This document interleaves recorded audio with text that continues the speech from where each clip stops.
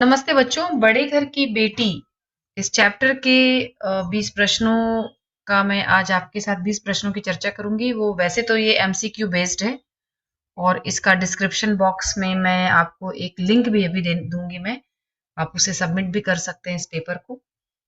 तो इस पेपर के बारे में चर्चा करना शुरू करते हैं। सबसे पहले है ये जो लेखक हैं इसके मुंशी प्रेमचंद जी, जिन्होंने इस चैप्टर की रचना की है, इस पाठ की रचना की, इस कहानी की रचना की है। पहला प्रश्न है, आनंदी के ससुराल के बारे में गलत कथन चुनिए। आनंदी आपको पता है आनंदी कौन है। जब मैं आपसे बात कर रही हूँ प्रत्येक प्रश्न की, तो प्रत्येक प्रश्न की चर्चा भी मैं जरूर करूंगी आपसे, क्योंकि सेमेस्टर 2 आपका एमसीक्यू नहीं है, इसीलिए इन प्रश्नों को जानना जरूरी है। क्यों मैं एमसीक्यू के माध्यम से चर्चा कर रही हूँ? क्योंकि ये आसान है आपके लिए समझना। तो आनंदी के ससुराल के बारे में गलत कथन चुनिए, अर्थात 3 कथन यहाँ पर सही होंगे। तो आनंदी के ससुराल में हाथी घोड़ों का कहना ही क्या, कोई सजी हुई सुंदर बहली तक ना थी। तो ये करेक्ट ऑप्शन है। हम बात कर रहे हैं आनंदी के ससुराल के बारे में। तो आनंदी के ससुराल में कोई सुंदर बहली भी नहीं थी, मकान में खिड़कियां भी नहीं थी, और ना ही जमीन पर फर्श था और ना दीवार पर तस्वीरें थी। तो ये जो ऑप्शन है, ये विकल्प यह भी करेक्ट है आनंदी के बारे में, उसके ससुराल के बारे में। रेशमी स्लीपर लाई थी, चप्पल लाई थी, पर यहाँ बाग नहीं था जहां वह सैर करते। तो ये ऑप्शन भी करेक्ट है। आनंदी का जो ससुराल था वह एक सीधा सादा देहाती गृहस्थ का मकान था। यह विकल्प भी सही है। अब रह गया यह विकल्प, यह एक बहुत आधुनिक मकान था। तो यह उत्तर सही है। अर्थात अगर आपसे पूछा जाए, प्रश्न अगर ऐसा पूछा जाए कि आनंदी के ससुराल के बारे में जानकारी दीजिए, तो बस ये 4 वाक्य लिख दीजिए उसके बारे में, आपका उत्तर तैयार हो गया 2 अंकों के लिए। एक बार हम देखते हैं इसका उत्तर क्या, कौन सा उत्तर सही है। तो यह एक बहुत आधुनिक मकान था, तो यह इसका उत्तर करेक्ट है। दूसरा प्रश्न है, आनंदी नया व्यंजन बनाने बैठी थी, किसके कहने पर? सही विकल्प चुनिए। आनंदी नया व्यंजन बनाने बैठी थी किसके कहने पर? तो व्यंजन का अर्थ होता है पकवान, कोई खाना बनाना, कोई भोजन, कुछ भोजन पकाना। तो किसके कहने पर? तो यहाँ पर जो 4 विकल्प दिए गए हैं, लाल बिहारी करेक्ट है। लाल बिहारी जब 2 चिड़िया लेकर आया तब उसके कहने पर। ओके। लाल बिहारी डोसा लेकर आया, नहीं, ये गलत है। हमारे मुझे हमें हमें मालूम है, जिन बच्चों ने इस कहानी को बहुत अच्छी तरह से पढ़ लिया है उन्हें पता है कि यही ऑप्शन करेक्ट है। तो बाकी के चारों जो अन्य 3 विकल्प है वे गलत है। एक बार हम अपना उत्तर देखते हैं कि उसका उत्तर, कौन सा उत्तर सही है। लाल बिहारी जब 2 चिड़िया लेकर आया तब उसके कहने पर। गांव की ललना, ललना मतलब स्त्रियां, निंदक थी। लल्ला हम कहते हैं लड़कों को, ललना हम कहते हैं लड़कियों को, स्त्रियों को। गांव की ललना निंदक थी श्रीकंठ की। तो वे श्रीकंठ की निंदा किया करती थी। क्यों निंदा किया करती थी गांव की ललना? क्योंकि श्रीकंठ सम्मिलित कुटुंब के एकमात्र उपासक थे। आजकल स्त्रियों को कुटुंब में मिलजुल कर रहने की जो अरुचि होती है, उसे वह जाति, देश के लिए और समाज के लिए बहुत ही नुकसानदायक मानते थे। श्रीकंठ पढ़ाई लिखाई पर जोर देते थे और अनपढ़ रहना पाप समझते। जिन्हें उत्तर मालूम है, प्रश्न उन्हें पता है यह उत्तर सही है, लेकिन हम एक बार पढ़ेंगे। तो ये गलत है। श्रीकंठ स्त्रियों का बहुत सम्मान करते थे और उनके प्रति अन्यायपूर्ण व्यवहार सहन नहीं कर सकते थे। श्रीकंठ को मांसाहारी भोजन पसंद था और भोजन बन चुकने के बाद भी भोजन बनवाना पसंद करते थे। तो यह विकल्प भी गलत है। तो पहला विकल्प ही सही है इसका उत्तर। ये आप देख रहे हैं यहाँ पे, श्रीकंठ समृद्ध कुटुंब के एकमात्र उपासक थे और आजकल स्त्रियों कुटुंब में मिलजुल कर रहने की जो अरुचि होती है उसे वे देश और समाज के लिए और राष्ट्र के लिए नुकसानदायक मानते थे। अगला प्रश्न है, ठाकुर भूप सिंह ने श्रीकंठ सिंह को पसंद किया क्योंकि वे श्रीकंठ के। अब एक बार जान लेते ठाकुर भूप सिंह कौन है। ठाकुर भूप सिंह हैं, देखिए, ठाकुर कह करके बेनी माधव को भी पुकारा गया है और भूप सिंह को भी पुकारा गया। मैंने पहले के वीडियोस में भी आपसे कही है ये बात कि ठाकुर, जैसे हम सर कहते हैं किसी को, महोदय कहते हैं, महाशय कहते हैं, वैसे ही हम गांव में सम्मान देते हुए गांव के जो सम्मानित पुरुष होते हैं उन्हें लोग ठाकुर कहकर बुलाते हैं। तो ठाकुर भूप सिंह ने श्रीकंठ को पसंद किया था। तो ठाकुर भूप सिंह कौन है? वे आनंदी के पिता हैं। आनंदी के पिता हैं, ताल्लुकेदार हैं, किसी ताल्लुकेदार हैं, और उन्हें ऑनरेरी मजिस्ट्रेटी का पद भी दिया गया है। ऑनरेरी मजिस्ट्रेटी का पद भी उन्हें सौंपा गया है, उन्हें दिया गया है। ऑनरेरी मजिस्ट्रेटी का पद उन्हें दिया गया है। तो ये है ठाकुर भूप सिंह के बारे में 3 वाक्य। तो ठाकुर भूप सिंह ने श्रीकंठ सिंह को पसंद किया था क्योंकि वे श्रीकंठ के स्वभाव पर रीझ गए थे, करेक्ट है। ठाकुर साहब बड़े संकट में थे, वह ना तो यही चाहते थे कि ऋण का बोझ बढ़े और न यह स्वीकार था कि आनंदी को अपने आप को भाग्यहीन समझना पड़े।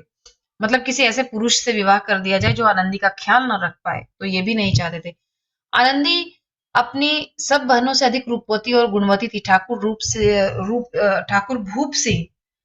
भूप सिंह उसे बहुत प्यार करते थे और आनंदी के विवाह के लिए एक उचित वर की तलाश में थे। तो यही कारण है कि जब चंदा मांगने के लिए ठाकुर भूप सिंह के पास श्रीकंठ सिंह जब आए थे, तब वे उनके स्वभाव पर रीझ गए थे। तो उन्होंने इन सभी कारणों से उन्होंने इन्हें इन सभी ये सारे कारण हैं जिसके कारण उन्होंने उसे पसंद किया था।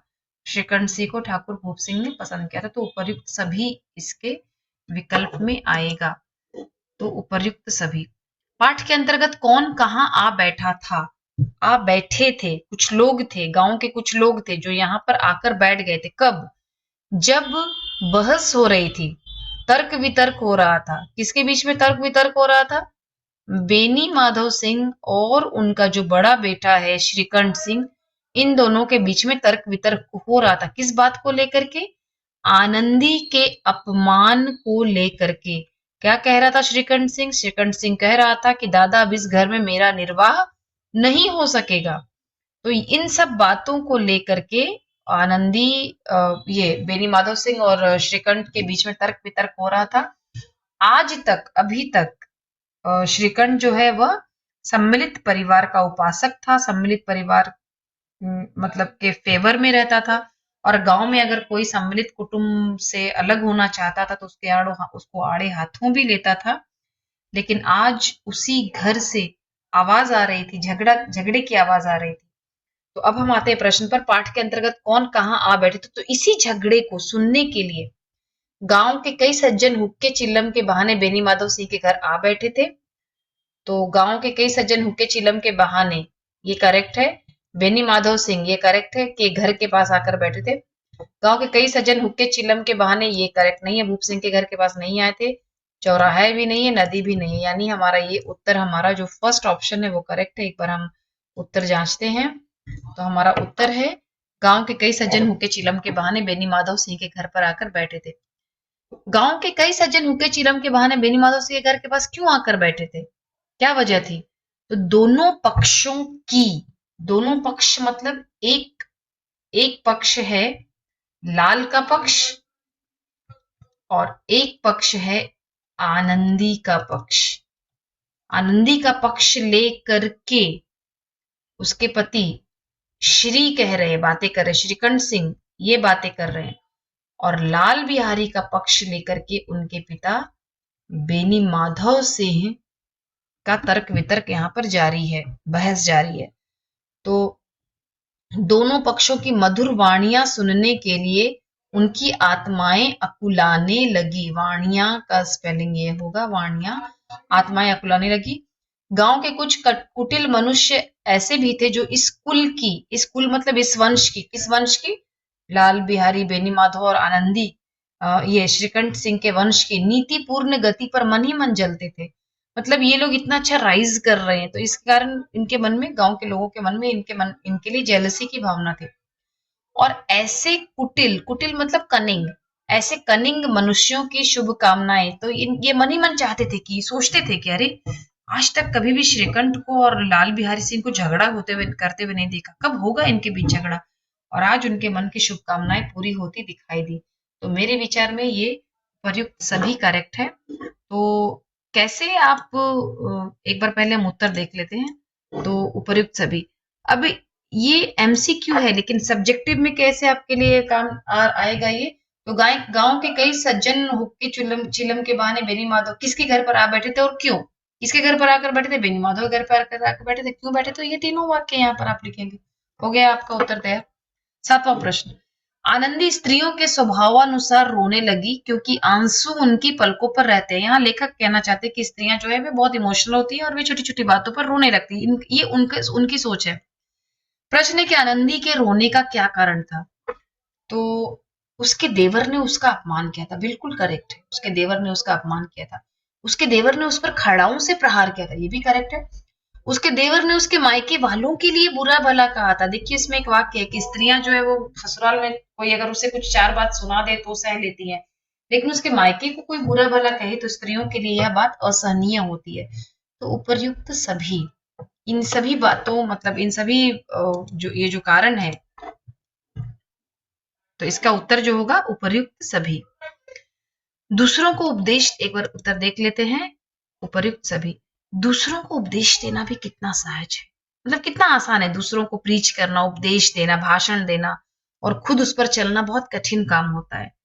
तो यह कथन किसके लिए कहा गया है? यह कथन कहा गया है श्रीकंठ के लिए।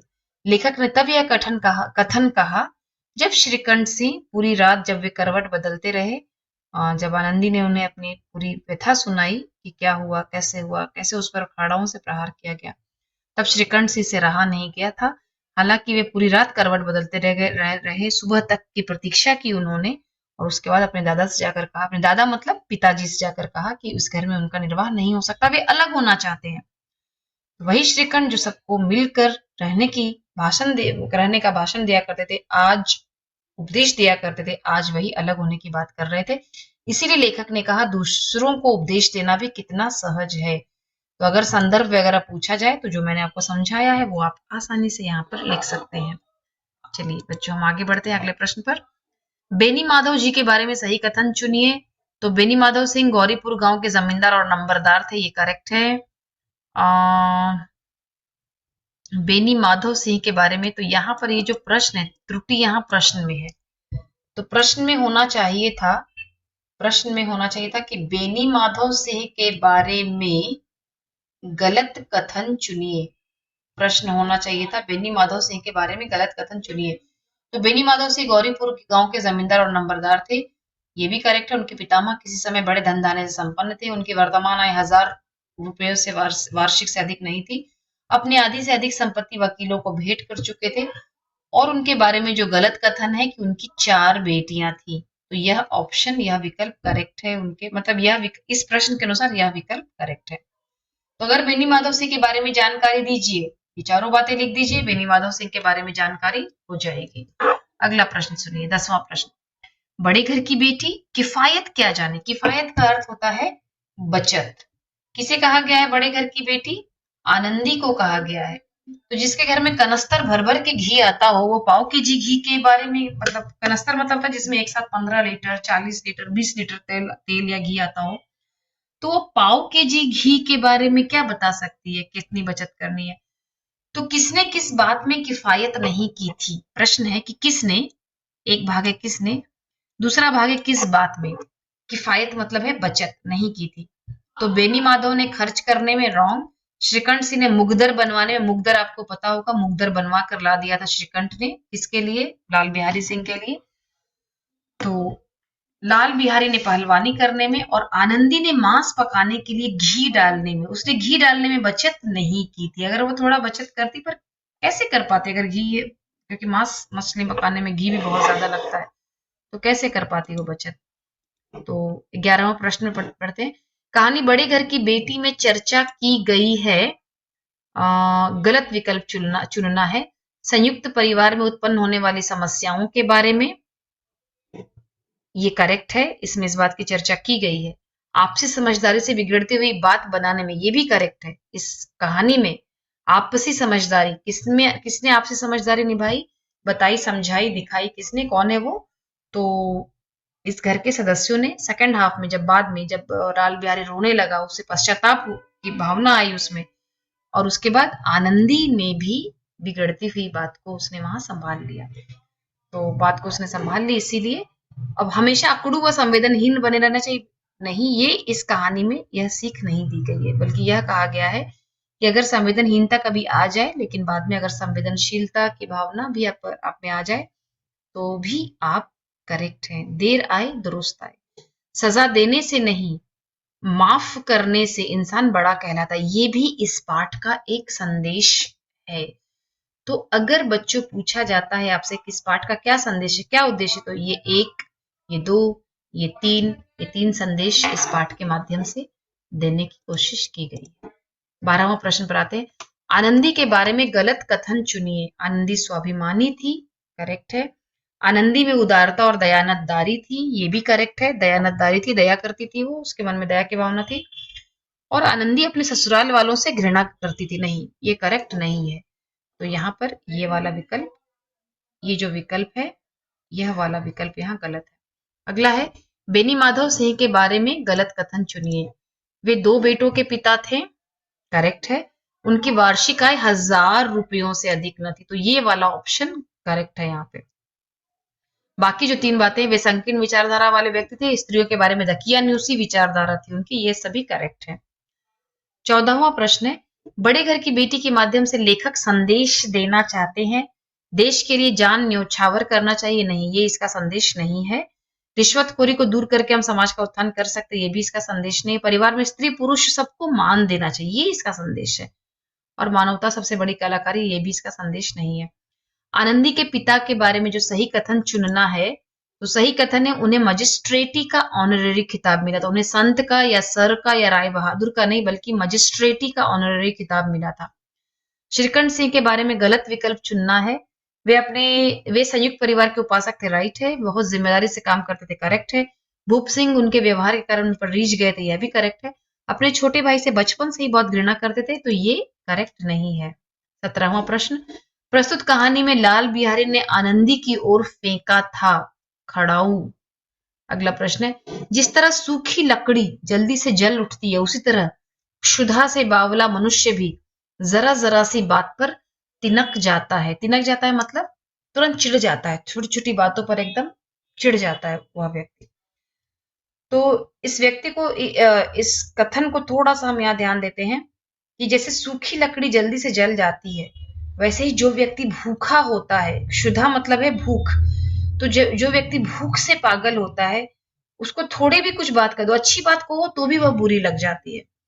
तो इस कथन से आशय है कि लाल बिहारी बहुत जल्दी क्रोधित हो गया था उस दिन, जिस दिन वह 2 चिड़िया लेकर के आया था और आनंदी को उसने कहा था कि पका दो, बहुत भूख लगी है। यह गंवार छोकरा जिसे चपरासीगिरी करने का शऊर नहीं, कहने का अर्थ है कि छोटी सी छोटी नौकरी भी करने की जिसमें लियाकत नहीं, जिसको अक्ल नहीं है, जिसमें योग्यता नहीं है, तो प्रस्तुत कथन किसके बारे में, यह बात किसके बारे में कही जा रही है? तो यह बात कही जा रही है लाल बिहारी सिंह के बारे में। स्त्रियों के जो आंसू होते हैं वे पुरुषों की, जो थर्ड ऑप्शन है क्रोधाग्नि, तो क्रोध की अग्नि को बढ़ाने में घी का काम करते हैं। ये क्रोधाग्नि शब्द कैसे लिखा गया है? तो ये है क्रोध, अगर आपने संधि विच्छेद कभी सीखा होगा आपने, क्रोध प्लस अग्नि, तो ये जो क्रोध और अग्नि है, तो अग्नि का अ को हटा करके यहां बना दिया गया और ये शब्द बन गया क्रोधाग्नि। तो मैं आशा करती हूँ बच्चों कि ये आपके बहुत काम आएगा। इसे बार बार देखिए, ध्यान से देखिए, और अगर आगे भी मैं ऐसे बहुत सारे वीडियोस अपलोड करने वाली हूँ, तो सब्सक्राइब जरूर कीजिए। नमस्कार।